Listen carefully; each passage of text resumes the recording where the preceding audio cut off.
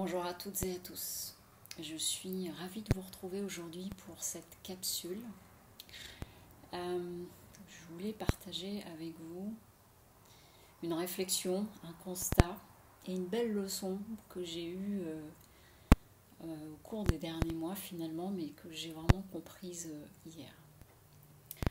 Alors la première chose que je souhaitais déjà partager, c'est que là, à travers toutes les lectures intuitives anal-akashiques que je peux faire en ce moment, et j'en avais déjà parlé il y a quelque temps, il y a encore un grand nettoyage et beaucoup de libération en ce moment, et j'ai pu observer vraiment comme une cristallisation de certaines libérations actuellement autour des représentations collectives, conscientes et inconscientes, que ce soit pour les femmes ou pour les hommes, autour du système patriarcal dans lequel nous sommes depuis extrêmement longtemps, depuis plusieurs siècles, qui ont amené un certain nombre de conditionnements, de croyances limitantes, comme le fait de tout ce qui a pu y avoir autour de la misogynie, que ce soit visible ou invisible dans nos relations, dans le travail. Ça passe par des tas de petites remarques qu'il peut y avoir parfois, mais du coup, c'est inscrit tant pour les femmes que les hommes. Et un certain nombre de femmes vont avoir du coup des croyances limitantes, ce qu'on peut appeler le plafond de verre. Et donc, actuellement, dans ce que je peux observer dans les différentes lectures que j'ai pu faire ces derniers temps, il y a des choses qui se libèrent à ce niveau-là, vraiment, comme le fait de laisser émerger autre chose et surtout sortir de ce vieux schéma qui est là depuis extrêmement longtemps.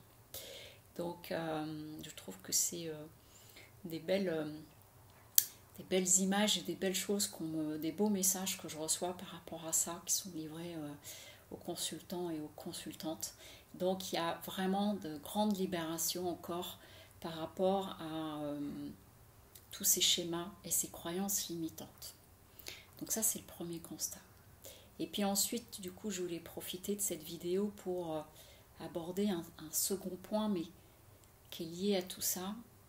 C'est l'importance de la patience, de la persévérance, de la bienveillance avec vous-même au cours d'un chemin d'évolution, au cours d'un cheminement, au cours d'un travail que vous faites sur vous-même, que ce soit seul à travers des prises de conscience, des lectures, des stages, de choses comme ça, et puis ou à travers des accompagnements, parce que je le vis vraiment au quotidien, que ce soit au cabinet ou là avec les mots de ton âme sur les lectures intuitives ou la numérologie, le travail de libération qu'on peut faire ensemble.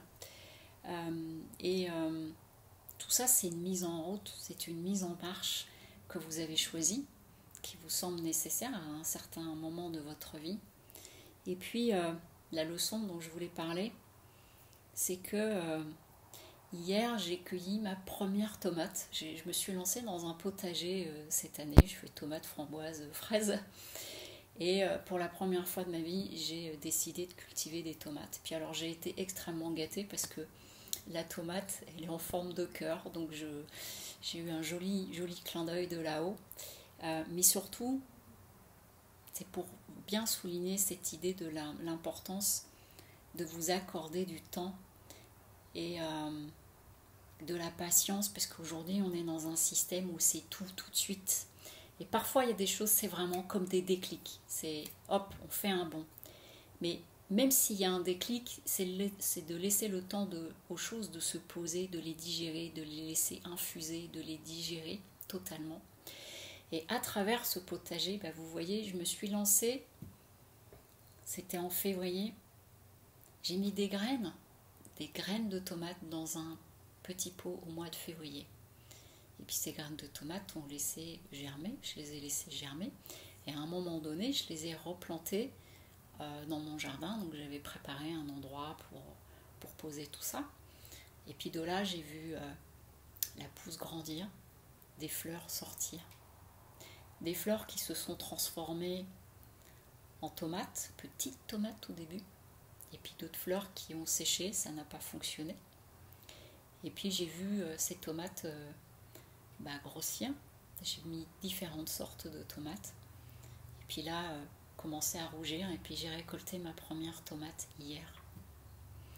Et en faisant ça, en fait, je me suis rendu compte vraiment déjà des enseignements de la nature, parce que on est pour un certain nombre tellement coupé de la nature et puis tous les dysfonctionnements qu'on peut voir aujourd'hui, qu'on a perdu ce sens, ce bon sens paysan, qu'on peut appeler paysan, qu'on a pu voir, qu'ont pu avoir nos parents, nos grands-parents ou arrière-grands-parents, où parfois on ne peut pas aller plus vite que la musique. Ma petite graine, je ne pouvais pas exiger qu'en 3 semaines, ça devienne une grande pousse. Et puis, il a fallu que j'en prenne soin, que je l'arrose. Je venais lui parler, j'observais, j'ai taillé, j'ai enlevé des mauvaises herbes qui pouvaient pousser autour, etc. J'ai lu des choses pour me renseigner sur les petites astuces à connaître, etc. C'est le même principe qu'une grossesse pour une femme. On ne va pas exiger qu'en 3 mois de temps, on est à la fin de notre grossesse. Donc, tout ça pour vous dire que c'est important de prendre le temps de laisser digérer, de laisser mûrir. Parfois, il y a des choses, des sujets qu'on peut aborder tout de suite. Parfois, ça prend un peu plus de temps parce qu'on n'est pas encore prêt. Parfois, ça se fait en plusieurs étapes, exactement comme ma tomate, la graine, dans le pot que j'ai replanté. Et puis après, je les ai même changés de place. Et puis j'ai continué, pour avoir une belle tomate en forme de cœur. Donc je trouve que c'est un joli clin d'œil. Et donc, c'est de vous donner le temps de prendre soin de vous, le temps de prendre conscience d'un certain nombre de choses, et que dans les schémas que j'ai pu aborder, puisque là, depuis 2 ans, il y a une accélération autour de tout cela. Et puis en ce moment, j'ai parlé de différentes périodes où j'ai vu des libérations, parce que parfois pour des personnes, je le vois pour la personne et je vois qu'en même temps, il y a des choses qui sont en train de se passer sur un plan collectif. Je suis désolée pour l'avion que vous entendez certainement. Et donc du coup, je le laisse passer.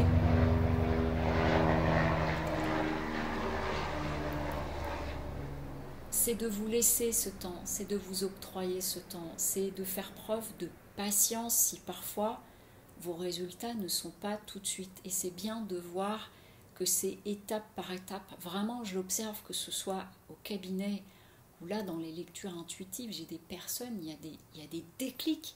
Et du coup, ça va mettre en route un certain nombre de choses, de prise de conscience et même des mouvements. Dans les personnes qui viennent me faire des retours, des témoignages ou qui viennent me raconter des choses qu'elles sont en train de vivre, c'est sublime. C'est sublime de mouvement, c'est sublime dans l'empreinte du changement. Et parfois, ça va assez rapidement, parfois, ça peut prendre du temps, mais surtout, soyez comme cette petite graine de tomate qui prend le temps, qui s'enracine, qui se développe. Et puis, prenez le temps de vous occuper de vous, d'être indulgente avec vous, de célébrer vos évolutions, célébrer des étapes que vous passez, et puis de faire preuve de persévérance parfois, d'être conscient ou consciente que ça peut passer par différentes étapes. Voilà ce que je voulais partager avec vous aujourd'hui. Ensuite, juste vous prévenir que je vais m'occuper de toutes les guidances du mois d'août. Peut-être que je vais faire un format un peu plus court, je ne sais pas encore, parce que là j'ai vraiment toutes les lectures, numérologie à terminer avant de partir en congé. Et donc je vais voir comment je m'organise autour de tout ça, parce que je ne vais pas pouvoir tout faire en même temps. Voilà, je vous souhaite une très belle journée, un bel été, profitez bien et prenez soin de vous, chouchoutez-vous dans l'âme et dans le cœur. À très bientôt.